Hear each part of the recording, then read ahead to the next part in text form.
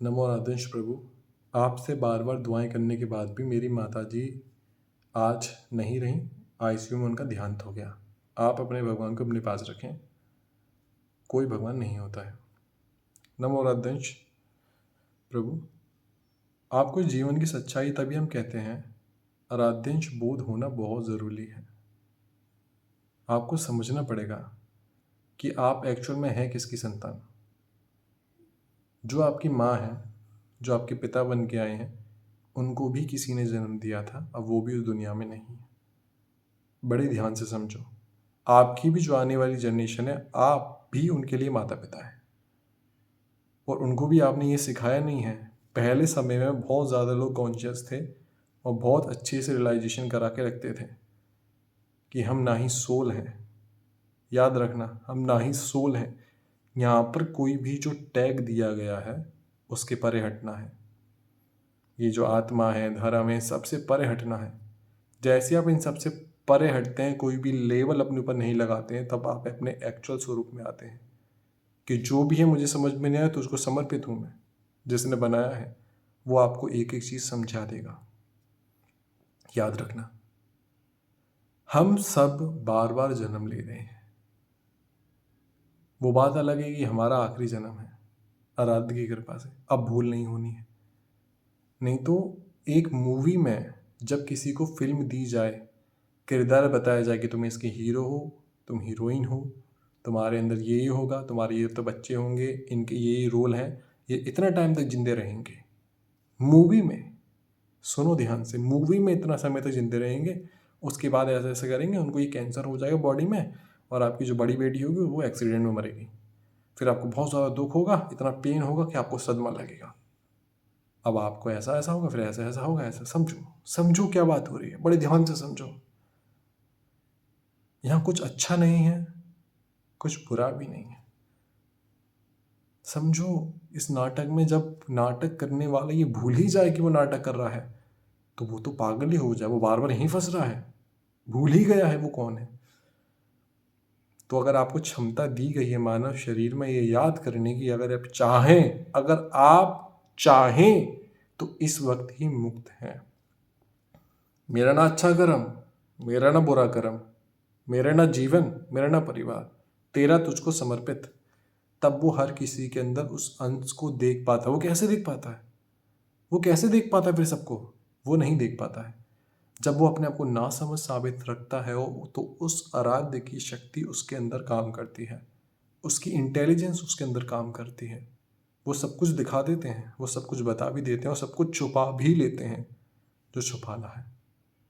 तो आपको समझना होगा, जब मेरे सामने काफ़ी सारे केसेस ऐसे आते हैं कि हमें अश्रद्धा हो जाती है, तो आपने श्रद्धा करी ही कब है?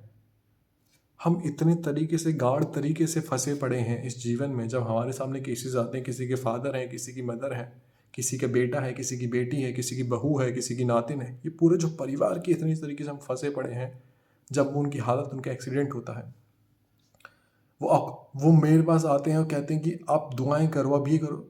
ऑब्वियस हम दुआ करते हैं, पर आपकी दुआ में और हमारी दुआ में फ़र्क है, बहुत फ़र्क है। जब हम, मेरी आंखें खुली हुई हैं और अब मैं चाह करके भी बंद करना चाहूँ तो आंखें बंद नहीं हो सकती अब, क्योंकि अब तो आंखें खुल चुकी हैं। और आप बंद आंखों से दुआ मांगो तो क्या मांगोगे? कि यहाँ पर ये जिंदा रहें, ये बार बार यहाँ आए? आपने उस सोल से पूछा है कि वो आना चाहती है बार बार आपके परिवार में? क्यों फंसाना चाहते हो किसी को? हमारे सामने जब केस आया, एक सोल को भी रियलाइजेशन नहीं होता क्योंकि वो फंसी होती है, तो वो बॉडी ही नहीं छोड़ रही थी। वो सोल बॉडी ही नहीं छोड़ रही थी क्योंकि वो इतनी तरीके से फंसी पड़ी थी।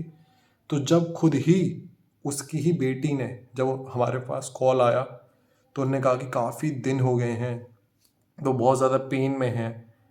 हम उसकी जो बेटी थी उसकी मुश्किल से 12-13 साल उम्र होगी। तो जब बेटी का कॉल आया तो उन्होंने कहा कि प्रभु ऐसे ऐसे करके मेरी मदर आईसीयू में एडमिट है और बहुत ज़्यादा उनकी उसके लिए करें। तो बेटी को कम से कम 1 हफ्ता लग गया, उनको ये चीज़ समझ में नहीं आई, क्योंकि एकदम से हम कह नहीं सकते हैं कि भाई सोल का जो समय आ गया उसे जाना है, पर वो नहीं जा सकती क्योंकि बच्ची छोटी छोटी हैं। वो कई कई कभार सोल इतनी ज़्यादा संकल्प शक्ति बना लेती हैं कि अपने शरीर को छोड़ती ही नहीं है। बहुत ही ज़्यादा पेन में होती है तब भी छोड़ना नहीं चाहती हैं।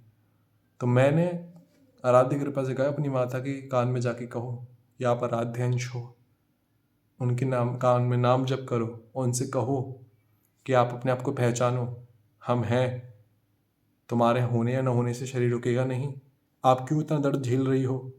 जब उस बच्ची ने अपनी माँ को कहा कि अपने आप को पहचानो, अपना ही शरीर है, अपना ही मन है, सब हो रहा है, सब चल रहा है, ये सृष्टि चलाने वाला सब कुछ चला रहा है, सब अपना अपना रोल निभा रहे हैं और यहाँ से जाते हैं और आते हैं। इतनी बात पूरा होते ही उसकी माँ ने शरीर छोड़ दिया। समझो, समझो आप कितने ज़्यादा अभी नींद में हैं, आपकी आंखें बंद हैं, तब भी इतनी बार आता है कि किसी के पति एक्सपायर होंगे, किसी की मदर एक्सपायर हुई, तो उनसे क्या कहते हैं, पितृपक्ष चल रहा है, क्या कहते हैं कि वापस आ जाओ हमारे पास आ जाओ। तुम्हें ही नहीं पता तुम कितने समय तक इस शरीर में हो, तुम किस गारंटी पे बुला रहे हो उन्हें यहाँ पर, क्यों बुला रहे हो। जब हमारे सामने आते हैं कि आप ना समझ, हम हैं ही ना समझ, हम तो खुद कहते हैं कि हम ना समझ हैं, क्योंकि आंखें खुल चुकी हैं। अब कोई ना समझ समझे, बेवकूफ़ समझे, उससे फ़र्क भी नहीं पड़ता है। पर आप बताओ ये चीज़ कि आपके जीवन में कितना ठिकाना है, आप कितने सेकंड अपने शरीर में हैं। क्या दुनिया बनाने वाले से आपका रूबरू हुआ है, उसने आपसे क्या कहा है, क्या आप उससे बात करते हैं। नहीं, आपने पहचाना नहीं है, तो आपको पहचानना होगा।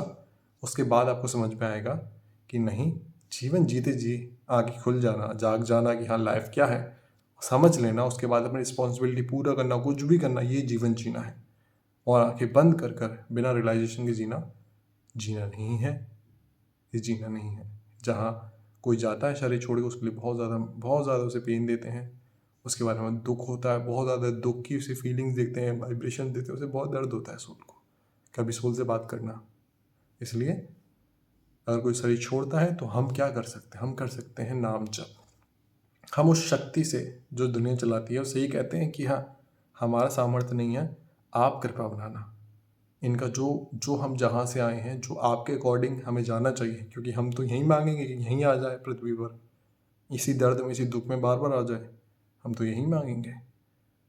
तो आपको जहाँ इनको रखना है, जहाँ इनका जगह है, वहाँ लेके जाएं, वहाँ सद्बुद्धि दें, वहाँ मार्ग दिखाएं, वहाँ फंसाएं नहीं। ये कर सकते हैं हम, ना कि कहें कि यहाँ आ जाओ, अपना ठिकाना है नहीं।